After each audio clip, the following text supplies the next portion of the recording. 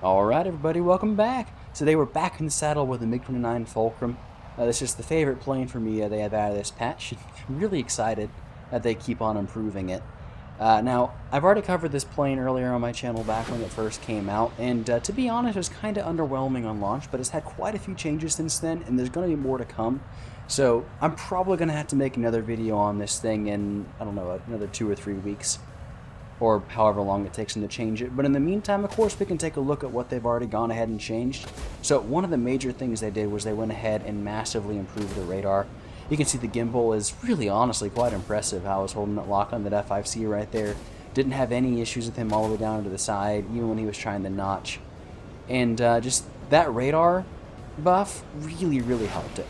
Now, it still only has pulse Doppler. It doesn't have an actual pulse mode, but it's one of the best pulse Doppler radars in the game.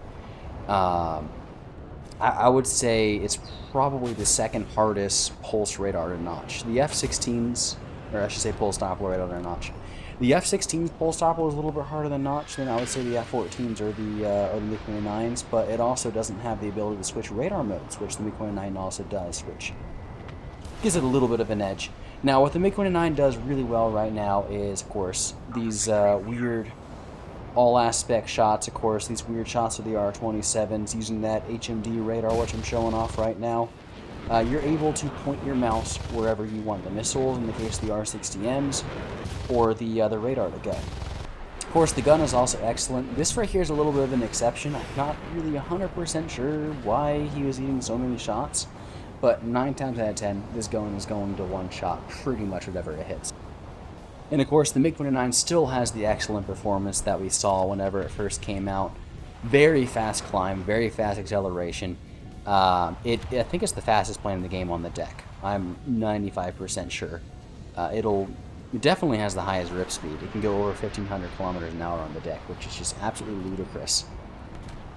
Now, that radar missile you saw me using earlier is the R-27ER, which is the best BVR missile in the game right now. It's better than the AIM-7 F&M. And they did remove one of the features it had, which is where you could fire it and guide it with TWS, but you can still kind of get away with it. You can see right here, I went ahead and I locked someone, fired it, and immediately unlocked it, and it's just going dumb. If I remember correctly from the data mine, this missile can fly for about a minute without any sort of radar input. So what I can do is I can let it guide, well, fly in a straight line I should say, and then once I think it's close enough, I can just go ahead and relock this plane out here. He's still 28 kilometers away. He's not seeing any trail coming towards him. He just got locked. He doesn't realize that I already fired the missile. So he's sitting here looking for a missile trail waiting to evade, and the missile's already hit him. And this is not just a one-off thing. That, of course, is an EC map, but it still works in normal RV matches as well. Just a little bit not as important, because a lot of the time they won't have room to go ahead and dodge anyways. But you can see there's a plane up here. I believe it's an F-16, and I'm going to go ahead and switch back to him. I'm pretty sure that the missile is close enough now, so I go ahead and I hardlock him again. And what that allows the missile to do is immediately pick back up because of the data link that I had. So he realized that I've locked him, and he's trying the notch, but the problem is, the missile's already there. So he dies. And there's really nothing you can do about it. Because especially in the F-16, that thing doesn't like to pull at high speeds and altitudes, which is where this thing excels. Now, I am getting locked, of course. I gotta go ahead and go evasive. We talked about this in my How to Survive Top Tier video. I'm gonna have it linked right now if you haven't seen that yet. I highly recommend going to watch it if you haven't. It covers all the basics of how to evade radar missiles, how to deal with them, notching like you've seen me doing in this video. With the proliferation of F-14s and F-16s at top tier, it's really important. But now, once again, notching. This radar missile is faster than the AIM-7 F&M, so if I had gotten off the missile, I probably would have won the joust, but I'd rather just go ahead and get out of the way. It's just a little bit safer. And the R-60M, still an excellent missile. I know a lot of people rag on it, but it's not as good as the AIM-9L, but it's still a very competent top-tier missile. Especially coupled with the HMD, you just look where you want it to go, and it's going to go. It really lets you pull off these weird shots like this right here, and he's not expecting this because my nose wasn't even pointed at him. But the R-60M is already on the way, and even if he had time to flare, probably would have ignored it. The R-60M has much better flare resistance than the normal R-60. MiG-29, of course, excellent performance, although I do whiff all of my shots right there. Now, one issue that I did address earlier is that the instructor still isn't acting quite right. It should pull a lot more AOA at lower speeds. You can see I'm sitting at around a little bit over 600. Once it goes below it, the pull just kind of falls off.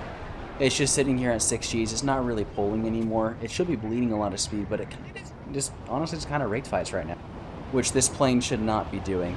It lets you maintain energy better at these low speeds than a lot of other planes, but the problem is it lets stuff like the F-16 and the F-14 just absolutely dance all over you because you just stop pulling.